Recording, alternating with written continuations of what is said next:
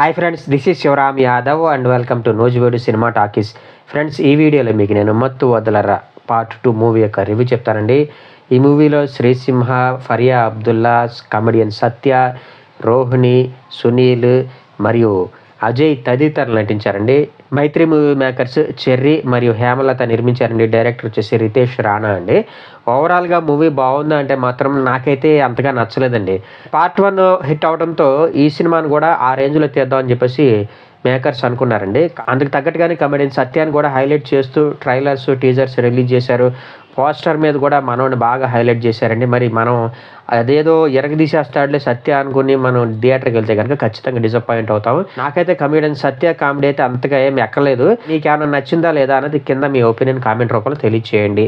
ఇక స్టోరీ విషయానికి వస్తే 2019లో వచ్చినటువంటి మత్తు వదలరా పార్ట్ 1 ఎక్కడైతే ఎండ్ అయిందో ఈ సినిమా అక్కడ కంటిన్యూ అవుతుంది అనమాట. శ్రీసింహ మరియు కమెడియన్ సత్య ఇద్దరిని పోలీస్ డిపార్ట్మెంట్లో తీసుకుంటారండి. కిడ్నాపులు జరగకుండా ఆపటం వాళ్ళ డ్యూటీ అనమాట. అయితే ఈ ఆపటంలో భాగంగా మన ఆర్టిస్టులు ఇద్దరు శ్రీసింహ మరియు కమెడియన్ సత్య ఇద్దరు కూడా ఆ కిడ్నాపర్ల దగ్గర నుంచి కొంత డబ్బు కొట్టేస్తూ ఉంటారన్నమాట.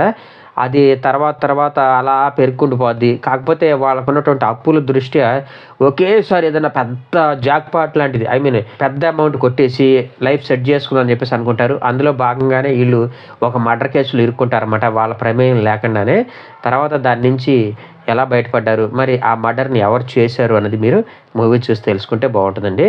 అయితే director Ritesh Rana complete entertainment మీద ఫోకస్ చేసి ఆ విధంగా కమెడియన్ సత్యాన్ని వాడుకుందామని చూశాడు కానివ్వండి, అది మిస్ఫైర్ అయిందని చెప్పాలండి. ఓవరాల్గా కమెడియన్ సత్య యొక్క కామెడీ అక్కడక్కడైతే బాగుంది కానివ్వండి, సినిమా మొత్తం అలరించేలాగైతే లేదు.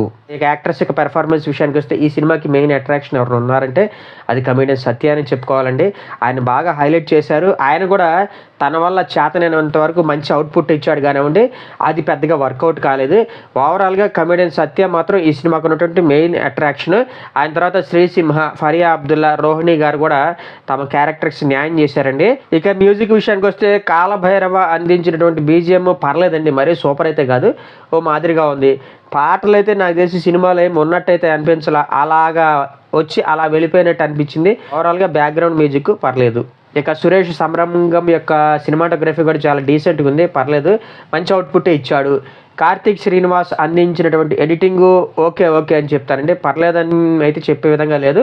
ఓవరాల్గా ఇంత డల్గా ఉండేటటువంటి స్టోరీని ఉన్నంతలో బెటర్గా కూడా ట్రిమ్ చేయొచ్చు ఆయన, కానీ ఎందుకో కానీ ఆ విధంగా ప్రయత్నం జరగలేదు అనిపించింది. ఇక డైరెక్టర్ రితేష్ రాణా విషయానికి వస్తే పార్ట్ 1 తాలూకు ఎఫెక్ట్ దీని మీద పడకుండా ఉండటానికి ఆయన చాలా బాగానే ట్రై చేశాడండి. అందుకు తగ్గట్టుగానే అక్కడక్కడ కొన్ని పంచులు బాగానే పెళ్ళి, కాకపోతే కంప్లీట్గా అయితే వర్కౌట్ కాలేదు. ఓవరాల్గా ఆయన స్క్రీన్ ప్లే మీద ఇంకొంచెం బెటర్గా కాన్సన్ట్రేట్ చేసి ఇట్లాంటి మూవీస్లో సస్పెన్స్ కూడా మంచి పాత్ర పోషిస్తుంది. అయితే ఆయన ఆ వైపుగా దృష్టి పెట్టలేదు, కేవలం కామెడీ మీద దృష్టి పెట్టేసి సినిమాని అలా ముందుకు తీసుకెళ్ళిపోయాడు. ఇలా చేయడం వల్ల సినిమా హిట్ స్టేటస్ అందుకోలేదని చెప్పాలి. ఈ సినిమాకి నేను ఇచ్చే రేటింగ్ వచ్చేసి 2.5 అండి. నా ప్రజెంటేషన్ కనుక మీకు నచ్చినట్లయితే ఈ వీడియోని లైక్ చేయండి, షేర్ చేయండి, మీ ఫ్రెండ్స్ అండ్ ఫ్యామిలీ మెంబర్స్ చేత కూడా మన యూట్యూబ్ ఛానల్ కొంచెం సబ్స్క్రైబ్ చేయించండి. థ్యాంక్ యూ అండ్ జై హింద్.